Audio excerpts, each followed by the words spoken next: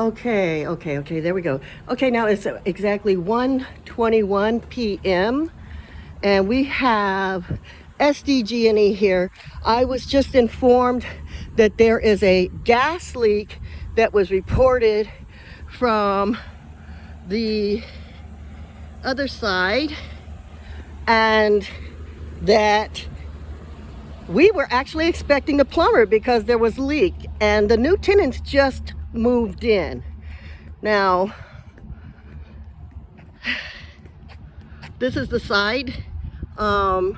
Supposedly there was a gas leak from the stove. These are the things that property management is supposed to check long before they even put a renter in. So, excuse me. Yes. Was it a coupling? What was it?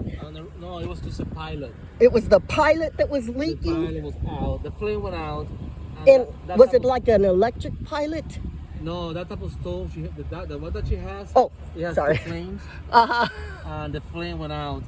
And if the flame goes out for whatever reason, wind, whatever, then you're gonna have gas coming out. So it was like an obvious cause. It was like somebody. It wasn't actually a leak. It was no leak at all. It was just the stove was on but not lit. Exactly. Yeah. Okay. Thank you. Okay, thank you. We were expecting the plumbers, not this gas leak. They just moved in yesterday. Now it turns out that they actually didn't have a leak. They left the stove on. The pilot going, and wow, this is insane. But anyway, yeah, we are definitely dealing with some malicious activity that just seems to be constantly happening around here. You know, my son starts his, he goes to court this Friday, you know, the Most High willing, of course.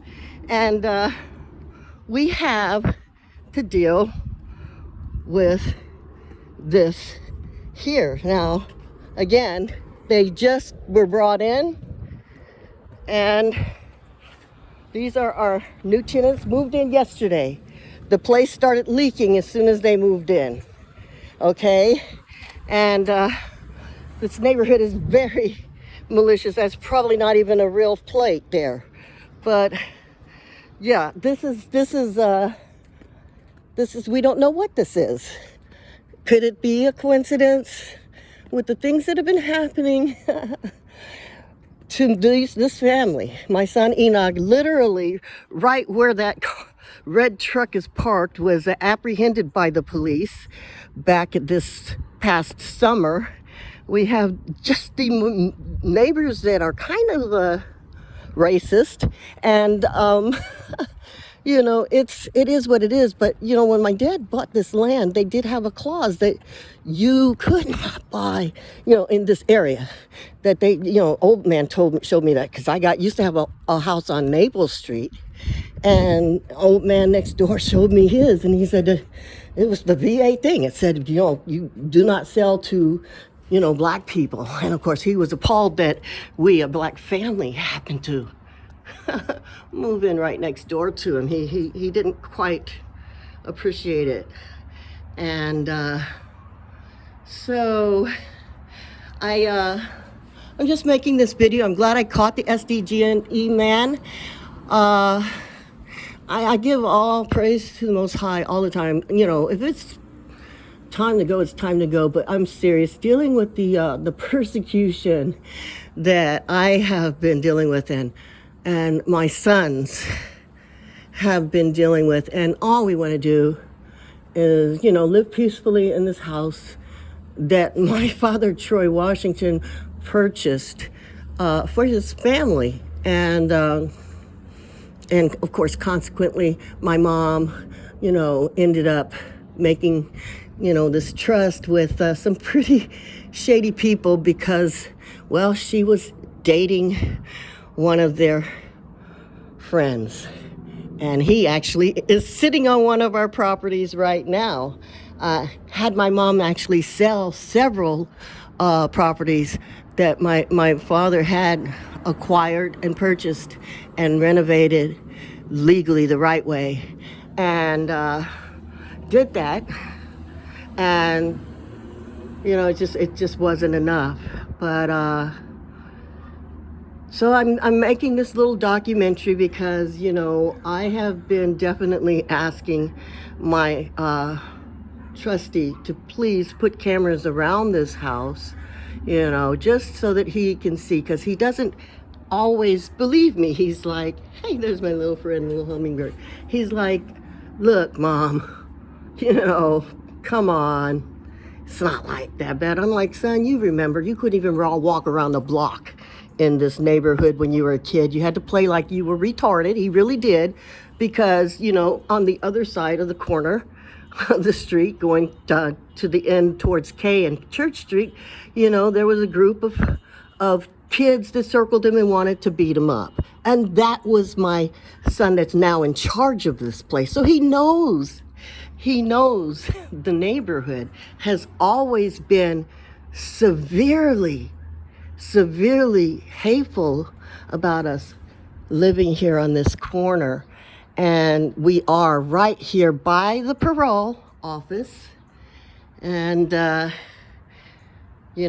of course, I also was deceived and tricked into letting my house be taken from me. Well, I didn't have an option. I was just told, because I used to have my place on Naples Street, but yeah, I got into an injury at work, and then I had to deal with, shortly thereafter, the system falsely taking my children from me and charging me with child abuse. I mean, they do what they can to get you into their courts so they can literally sabotage the hell out of your life, and so that they can set themselves up future-wise for their next con game, their next scam.